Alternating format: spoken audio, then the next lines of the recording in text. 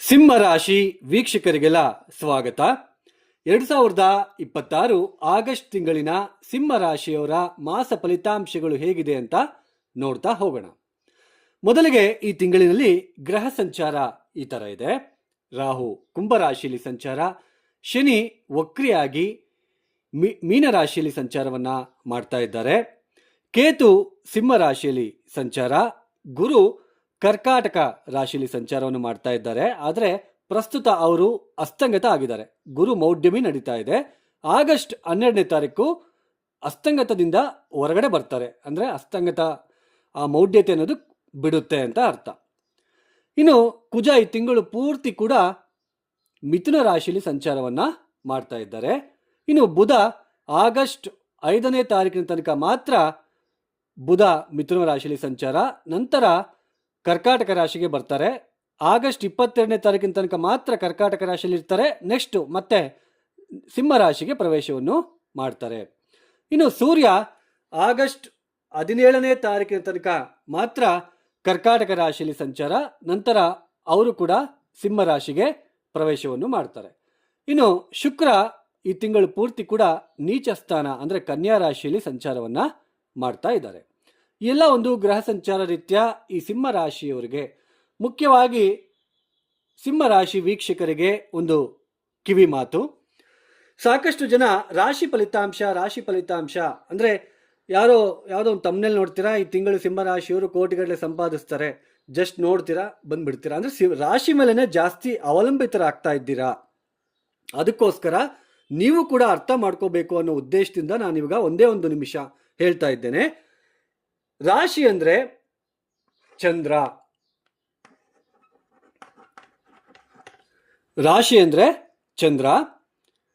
ನಾವು ಹುಟ್ಟಿದಾಗ ಚಂದ್ರ ಯಾವ ಮನೆಯಲ್ಲಿ ಇರ್ತಾರೋ, ಯಾವ ರಾಶಿಯಲ್ಲಿ ಸ್ಥಿತರಾಗಿರ್ತಾರೋ ಅದು ನಮಗೆ ಜನ್ಮ ರಾಶಿ ಆಗುತ್ತೆ. ಚಂದ್ರ ಅಂದ್ರೆ ಏನು? ಮನಸ್ಸು. ಅಂದ್ರೆ ಮನಸ್ಸು ಕಾರಕ ಚಂದ್ರನಿಂದ ಕೆಲವೊಂದು ಗ್ರಹಗಳು ಸಂಚಾರ ಮಾಡ್ತಾ ಇರಬೇಕಾದ್ರೆ ನಮ್ಮ ಮನಸ್ಸಿನ ಮೇಲೆ ಪ್ರಭಾವ ಬೀರ್ತಾ ಹೋಗುತ್ತೆ. ಮನಸ್ಸಿನಲ್ಲಿ ಏನೋ ಒಂದು ಟೆನ್ಷನ್, ಒತ್ತಡ, ಅಥವಾ ಯಾವುದೋ ಒಂದು, ಇವಾಗ ನಿಮ್ಮದು ಸಿಂಹ ರಾಶಿ ಚತುರ್ಥ ಸ್ಥಾನಕ್ಕೆ ಶುಕ್ರ ಬಂದಾಗ, ಇವಾಗ ಇಲ್ಲಿದ್ದಾರೆ, ಶುಕ್ರ ಬಂದಾಗ ಮನೆಯಲ್ಲಿ ಏನಾದರೂ ಹೊಸದಾಗಿ ದುರಸ್ತಿ ಮಾಡಿಸ್ಕೋಬೇಕು ಅಥವಾ ರಿಪೇರಿ ಮಾಡಿಸ್ಕೋಬೇಕು, ವಾಹನ ತಗೋಬೇಕು, ವಾಹನನ ನೀಟಾಗಿ ಇಟ್ಕೋಬೇಕು, ಅಥವಾ ಹೊಸ ಮನೆ ಖರೀದಿ ಮಾಡಬೇಕು ಅಂತ ಒಂದು ಮನಸ್ಸಿನಲ್ಲಿ ಬರ್ತಾ ಹೋಗುತ್ತೆ. ಮನಸ್ಸಿನಲ್ಲಿ ಬರುತ್ತೆ ಶುಕ್ರ ಚತುರ್ಥ ಸ್ಥಾನಕ್ಕೆ ಬಂದಾಗ. ಬಟ್ ನಿಮ್ಮ ಮನಸ್ಸಿನಲ್ಲಿ ಬಂದಿರತಕ್ಕಂಥದ್ದನ್ನ ನೀವು ಈಗ ವೆಹಿಕಲ್ ತಗೋಬೇಕು ಅಂತ ಅನ್ಕೊಂತೀರಾ, ನಿಮ್ಮ ಮನಸ್ಸಿನಲ್ಲಿ ಬರುತ್ತೆ. ಬಟ್ ಆ ವೆಹಿಕಲ್ ತಗೊಳ್ತಿರಲ್ವ ಅಂತ ಹೇಗೆ ಗೊತ್ತಾಗುತ್ತೆ? ನಿಮ್ಮ ಜಾತಕ ಹೇಳುತ್ತೆ. ನಿಮ್ಮ ಜಾತಕದಿಂದ ಮಾತ್ರ ಅದು ನಿಮಗೆ ಇವಾಗ ನೀವು ವೆಹಿಕಲ್ ತಗೊಳೋದಕ್ಕೆ ಅವಕಾಶ ಇದೆಯಾ ಅಂತ ನಿಮಗೆ ಗೊತ್ತಾಗ್ತಾ ಹೋಗುತ್ತೆ. ಅಂದ್ರೆ ನಮ್ಮ ಮನಸ್ಸಿನಲ್ಲಿ ಸಾವಿರಾರು ಆಸೆಗಳು ಅಥವಾ ದುಃಖಗಳು, ಟೆನ್ಷನ್ಸ್, ಒತ್ತಡಗಳು ಬರ್ತಾ ಇರುತ್ತೆ. ಬಟ್ ಅದು ಜಸ್ಟ್ ಮನಸ್ಸಿನಲ್ಲಿ ಬರ್ತಕ್ಕಂತಹ, ಮನಸ್ಸಿನಲ್ಲಿ ಆಗ್ತಕ್ಕಂತಹ ಬದಲಾವಣೆಗಳು ಅಷ್ಟೇ. ಈಗ ನಮ್ಮ ಮನಸ್ಸಿನಲ್ಲಿ ಚಂದ್ರಾತ್ತು ಚತುರ್ಥ ಸ್ಥಾನಕ್ಕೆ ಶುಕ್ರ ಬಂದಾಗ ಒಂದು ವಾಹನ ತಗೋಬೇಕು ಅಂತ ಅನ್ಕೊಳ್ತೀವಿ. ಹೊಸ ವಾಹನ ನನಗೆ ಈಗ ಇರ್ತಕ್ಕಂತಹ ವಾಹನವನ್ನು ಚೇಂಜ್ ಮಾಡಿ ಹೊಸ ವಾಹನ ತಗೋಬೇಕು ಅಂತ ಮನಸ್ಸಿನಲ್ಲಿ ಬರುತ್ತೆ. ಬಟ್ ಅದನ್ನ ನೀವು ಪ್ರಾಕ್ಟಿಕಲ್ ಆಗಿ ಮಾಡ್ಬೇಕಲ್ವಾ? ಅದು ಜಾತಕ ಹೇಳುತ್ತೆ. ಕೇವಲ ಮನಸ್ಸಿನಲ್ಲಿ ಆಗುವ ಬದಲಾವಣೆಗಳು ಮಾತ್ರ ಈ ರಾಶಿ ಫಲಿತಾಂಶಗಳು. ಇದನ್ನ ಅರ್ಥ ಮಾಡ್ಕೋಬೇಕು.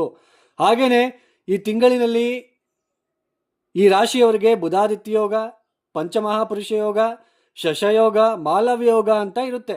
ಆ ಥರ ಹೇಳ್ತಾ ಇರ್ತಾರೆ, ನಿಮಗೆ ನೋಡ್ತಾ ಇರ್ಬೋದು. ಆ ಥರ ಯಾವುದೇ ತರಹದ ಯೋಗಗಳು ಗೋಚಾರದಲ್ಲಿ ಅಪ್ಲಿಕೇಬಲ್ ಆಗುವುದಿಲ್ಲ.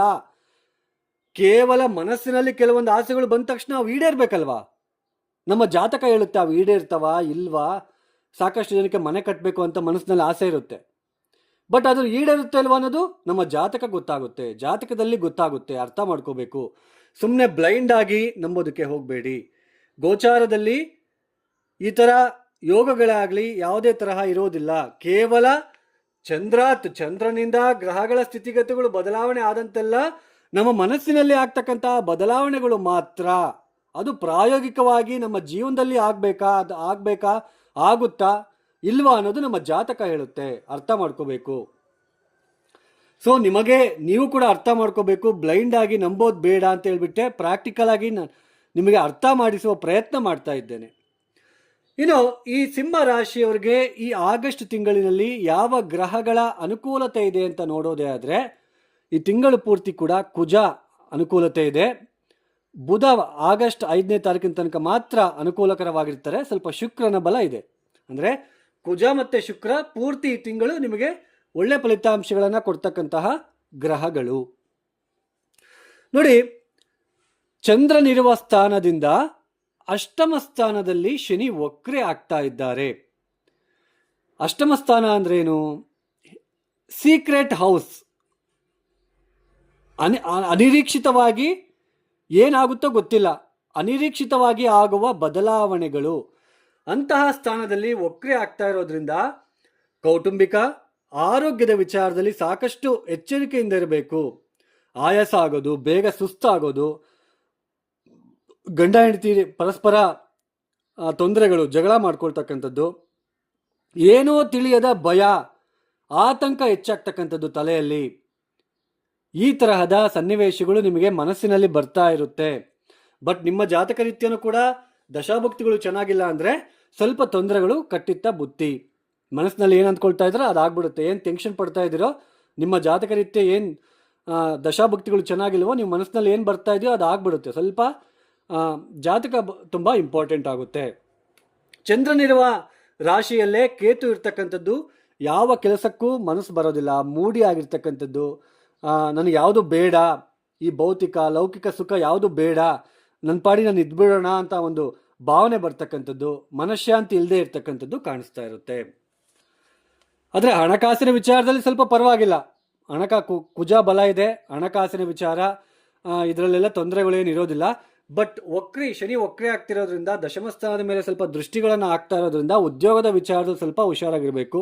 ಕೆಲಸ ಬಿಟ್ಟು ಬರೋದು, ಮತ್ತು ಆಮೇಲೆ ಆರೋಗ್ಯದ ಕಡೆ ಗಮನ ಕೊಡದೇ ಇರ್ತಕ್ಕಂಥದ್ದು, ಇದನ್ನೆಲ್ಲ ಮಾಡಬಾರ್ದು. BP, ಶುಗರು, ಲೋ BP ಇರ್ತಕ್ಕಂಥವ್ರು, ಶುಗರ್ ಜಾಸ್ತಿ ಇರ್ತಕ್ಕಂಥದ್ದು, ಈ ಥರ ಸ್ವಲ್ಪ ನಿಮಗೆ ಹೆಚ್ಚು ಕಡಿಮೆ ಆಗುವ ಸಾಧ್ಯತೆಗಳು ಹೆಚ್ಚಾಗಿ ಕಂಡು ಬರ್ತಾ ಇರುತ್ತೆ. ಒಟ್ಟಿನಲ್ಲಿ ತಲೆಯಲ್ಲಿ ಸ್ವಲ್ಪ ಆತಂಕ, ಭಯ, ಅನಿರೀಕ್ಷಿತವಾಗಿ ಸ್ವಲ್ಪ ಭಯ ಹೆಚ್ಚಾಗ್ತಕ್ಕಂಥದ್ದು, ಸುಸ್ತಾಗ್ತಕ್ಕಂಥದ್ದು, ಸರಿಯಾದ ಸಮಯಕ್ಕೆ ಊಟ ಮಾಡೋಕ್ಕಾಗದೇ ಇರ್ತಕ್ಕಂಥದ್ದು, ಈ ತರಹದ ಸನ್ನಿವೇಶಗಳು ಸಿಂಹರಾಶಿಯ ವ್ಯಕ್ತಿಗಳಲ್ಲಿ ಆ ಮನಸ್ಸಿಗೆ ಆ ಥರ ಬರ್ತಾ ಇರುತ್ತೆ. ಏನು ಊಟ ಬಿಡಪ್ಪ, ಯಾರು ಊಟ ಮಾಡ್ತಾರೆ, ಮನಃಶಾಂತಿನೇ ಇಲ್ಲ, ಈ ಥರ ನಿಮ್ಮ ಮನಸ್ಸಿನಲ್ಲಿ ಬರ್ತಾ ಇರುತ್ತೆ ಸಮ್ ಚೇಂಜಸ್. ಹಾಗೆ ಆರೋಗ್ಯದ ಕಡೆ ಗಮನ, ಜಾಸ್ತಿ ಖರ್ಚುಗಳು, ಇನ್ಕಮ್ ಏನೋ ಇರುತ್ತೆ, ಖರ್ಚುಗಳು ಕೂಡ ಜಾಸ್ತಿ ಇರುತ್ತೆ. ಆರ್ಥಿಕವಾಗಿ ನಷ್ಟ ಸಾಧ್ಯತೆಗಳು ಇರುತ್ತೆ. ವ್ಯಾಪಾರ ಮಾಡ್ತಕ್ಕಂಥವ್ರು ಸ್ವಲ್ಪ ಈ ಸಮಯದಲ್ಲಿ ವ್ಯಾಪಾರ ವಿಸ್ತರಣೆ ಮಾಡಬೇಕು, ಬಿಸ್ನೆಸ್ ಎಕ್ಸ್ಪ್ಯಾನ್ಷನ್ ಮಾಡಬೇಕು ಅನ್ನೋದನ್ನ ಕೈ ಬಿಟ್ಬಿಡಿ. ಇಲ್ಲ ಅಂದರೆ ತೊಂದರೆಗಳು, ಆರ್ಥಿಕವಾಗಿ ನಷ್ಟಗಳನ್ನು ಅನುಭವಿಸ್ಬೇಕಾಗುತ್ತೆ. ಮನಸ್ಸಿಗೆ ಸ್ವಲ್ಪ ತೊಂದರೆಗಳನ್ನು ಅನುಭವಿಸ್ಬೇಕಾಗುತ್ತೆ. ಸ್ವಲ್ಪ ಹುಷಾರಾಗಿ ಇರಬೇಕಾಗುತ್ತೆ ಸಿಂಹರಾಶಿಯ ವ್ಯಕ್ತಿಗಳು. ಸ್ವಲ್ಪ ಕುಜನ ಬಲ ಇದೆ, ಶುಕ್ರನ ಬಲ ಇದೆ, ಹಣ ಬರ್ತಾ ಇರುತ್ತೆ, ಬಟ್ ಖರ್ಚುಗಳು ಜಾಸ್ತಿ ಇರುತ್ತೆ. ಅದು ಬೇರೆ ನಿಮಗೆ ಸೂರ್ಯ ಬಲ ಇರೋದಿಲ್ಲ, ರಾಶ್ಯಾಧಿಪತಿ ಬಲ ಇರೋದಿಲ್ಲ, ರಾಶಿಯಲ್ಲಿ ಬೇರೆ ಕೇತು, ಸೊ ಆಮೇಲೆ ರವಿ ಕೂಡ ಬರ್ತಾರೆ. ಸೊ ಇದೆಲ್ಲ ಸ್ವಲ್ಪ ಇರಿಟೇಷನ್ನು, ಸ್ವಲ್ಪ ತೊಂದರೆ, ಮನಃಶಾಂತಿ ಇಲ್ಲದೆ ಇರ್ತಕ್ಕಂಥದ್ದು, ಸ್ವಲ್ಪ ಈ ತರಹದ ಪರಿಸ್ಥಿತಿಗಳು ಹೆಚ್ಚಾಗಿ ಕಂಡು ಬರ್ತಾ ಇರುತ್ತೆ. ಸ್ವಲ್ಪ ಜಾಗ್ರತೆಯನ್ನು ವಹಿಸಬೇಕಾಗುತ್ತೆ ಸಿಂಹರಾಶಿಯಲ್ಲಿ ಹುಟ್ಟಿರ್ತಕ್ಕಂತಹ ವ್ಯಕ್ತಿಗಳು. ಸ್ವಲ್ಪ ಕಾಲಭೈರವ ಗಾಯತ್ರಿ ಮಂತ್ರ ಪಠನೆ ಮಾಡ್ಕೊಳ್ಳಿ, ಕಾಲಭೈರವ ಗಾಯತ್ರಿ ಮಂತ್ರ. ಹಾಗೆ ಕಾಗೆಗಳಿಗೆ, ನಾಯಿಗಳಿಗೆ ನಿಮ್ಮ ಕೈಲಾದಷ್ಟು ಆಹಾರವನ್ನು ಒದಗಿಸಲು ಪ್ರಯತ್ನ ಮಾಡಿದ್ರೆ ಉತ್ತಮ. ಹಾಗೆ ಗೊರವನಹಳ್ಳಿ ಮಹಾಲಕ್ಷ್ಮಿ ಕ್ಷೇತ್ರಕ್ಕೆ ಒಂದ್ಸಲ ಭೇಟಿ ಕೊಡೋದಕ್ಕೆ ಅವಕಾಶ ಇದ್ದರೆ ಕೊಟ್ಬಿಟ್ಟು ಬನ್ನಿ. ಇನ್ನು ಯಾರೆಲ್ಲ ಈ ವಿಡಿಯೋನ ನೋಡ್ತಾ ಇದ್ರೆ ನಿಮ್ಗೆ ಇಷ್ಟ ಆಗಿದ್ರೆ ಮಾತ್ರ ಲೈಕ್ ಮಾಡಿ, ಶೇರ್ ಮಾಡಿ, ಸಬ್ಸ್ಕ್ರೈಬ್ ಮಾಡ್ಕೊಳ್ಳಿ. ಅದರ್ವೈಸ್ ಜಸ್ಟ್ ಸ್ಕಿಪ್ ಮಾಡಿ. ಸರ್ವೇ ಜನೋ ಸುಖಿನೋ ಭವಂತು. ಧನ್ಯವಾದಗಳು. ಜೈ ಶ್ರೀರಾಮ್.